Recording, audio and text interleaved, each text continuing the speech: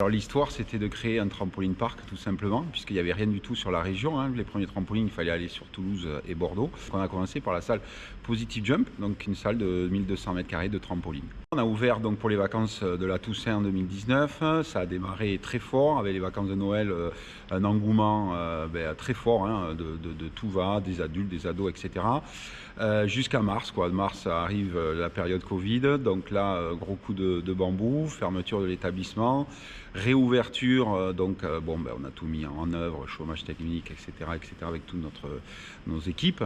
Réouverture pour mi-juin à peu près, pour l'été. Malgré tout, on a eu du monde aussi pendant l'été, entre ce creux de Covid, et de nouveau une fermeture suite au deuxième reconfinement, quoi. Avant le Covid, on avait déjà cette idée de développer d'autres activités qui sont aussi en lien avec le trampoline, donc tout ce qui est parcours d'obstacles, Warrior Park, etc., sous l'entité un peu comme un Ninja Warrior, ce qu'on peut voir à la télé. Donc on avait déjà lancé tout ce qui était business plan, la réservation de la salle, etc., avant que le Covid tombe. Tant pis, on a continué, on a lancé le projet. Les travaux se sont faits pendant la période de Covid, pendant l'été, et une ouverture donc de l'établissement là depuis peu. On devait ouvrir à la Toussaint, et là il y a eu la deuxième phase de confinement, donc la fermeture. On n'a pas pu ouvrir, on a refermé l'établissement, et donc du coup l'ouverture s'est fait pour les mineurs suite aux dernières recommandations pour les vacances de Noël avec cette nouvelle salle. C'est clairement le démarrage qui a été très fort, nous a permis aussi de continuer ce lancement, ce projet-là. Effectivement, c'était un peu aussi ambitieux et foufou, hein. On a eu des gens qui nous ont dit fallait oser, faut oser.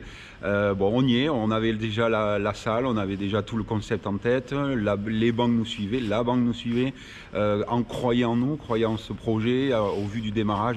Et on va dire que c'est passager, que l'outil est là, le bébé est prêt, et qu'il n'y a plus qu'à, quoi. On se creuse la tête un peu tous les jours. Là, on a eu de la chance avec les dernières préconisations, recommandations d'ouvrir pour les mineurs pour Noël. Donc on a eu quand même du monde malgré tout sur cette période de Noël avec les mineurs.